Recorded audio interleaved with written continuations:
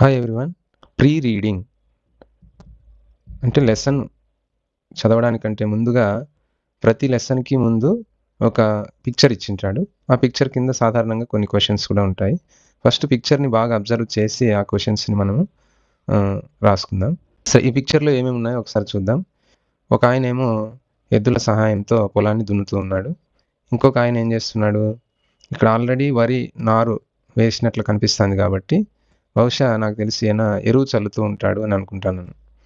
తర్వాత ఇక్కడున్న ఈ ఇద్దరు వ్యక్తులు ఏం చేస్తున్నారు మనకిక్కడ చూడండి. కింద గడ్డి కనిపిస్తా ఉంది కదా! గడ్డి మొక్కలున్నాయి. ఇక్కడ ఈయన దగ్గర, ఈయన దగ్గర. అంటే గడ్డిని వీళ్ళు తీసేస్తా ఉన్నారు. కలుపు ఏరేస్తా ఉన్నారు. తర్వాత ఇక్కడొక బావి ఉంది. ఇక్కడొక మోటార్ ఉంది. బావిలో ఉన్న నీటిని ఈ మోటార్ సహాయంతో మరి పైకి తోడి పొలానికి నీళ్లు పెడతా ఉన్నారు. నీళ్లు కూడా ఇక్కడ పారుతున్నట్లుగా మనం గమనించొచ్చు. ఇక్కడ ఇంకా ఏమున్నాయి మనకు కరెంట్ పోల్స్ ఉన్నాయి.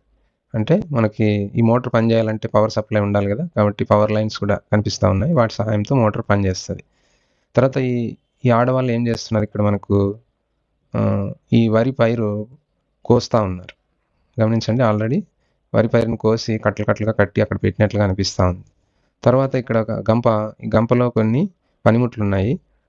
తర్వాత వాళ్ళు మధ్యాహ్నం తినడానికి భోజనం కూడా క్యారియర్స్‌లో తెచ్చుకున్నారు. దూరాన మనకేమున్నాయి, కొండలు కనిపిస్తా ఉన్నాయి. తర్వాత అక్కడక్కడ పెద్ద పెద్ద చెట్లు అంటే టెంకాయ చెట్లు కనిపిస్తా ఉన్నాయి. మరి తర్వాత ఈ బావి మీద తర్వాత ఇక్కడ మనకు పక్షులు కూడా కూర్చొని ఉన్నాయి. సరే, ఇది మనం ఈ బొమ్మని చూసి తెలుసుకుందాం.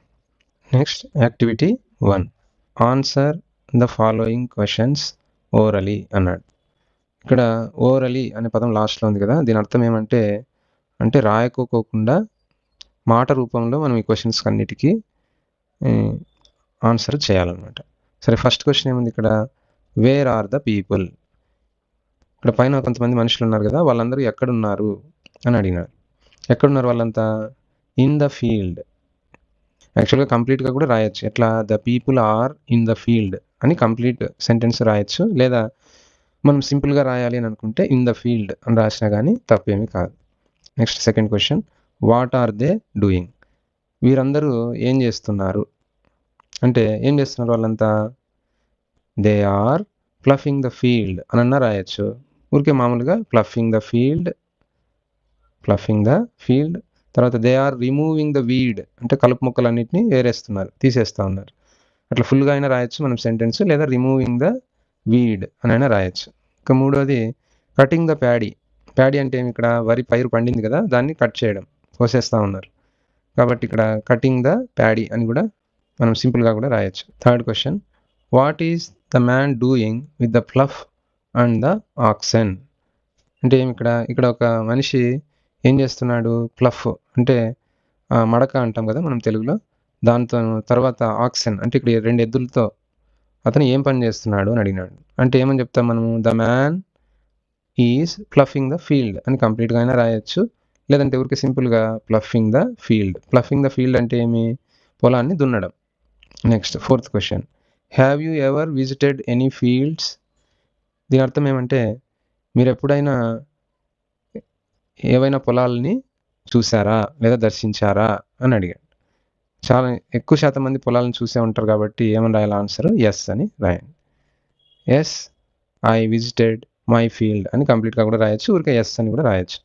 Next fifth question, what is your father? దీని మీనింగ్ ఏమంటే, మీ నాన్న ఏం పని చేస్తాడు అని. సాధారణంగా మనము మన తల్లిదండ్రులు ఎక్కువగా ఫార్మర్స్ అయి ఉంటారు కాబట్టి నేను ఇక్కడ ఆన్సర్ ఏమని రాసినాను, ఇక్కడ ఫార్మర్. ఇక్కడ మనకి ఇచ్చిన బొమ్మలో కూడా ఫార్మర్సే కనిపిస్తున్నారు కాబట్టి ఫార్మర్ అని రాసినాను. ఒకవేళ మీ ఫాదర్ డాక్టర్ అయితే డాక్టర్ రాసుకోండి, టీచర్ అయితే టీచర్ రాసుకోండి. మీ నాన్న ఏ పని చేస్తూ ఉంటే ఆ వర్క్ నేమ్ తెలుసుకొని రాయండి. Next sixth question, where do teachers work? మరి టీచర్స్ ఎక్కడ పనిచేస్తారు? చెప్పండి టీచర్స్? In the school.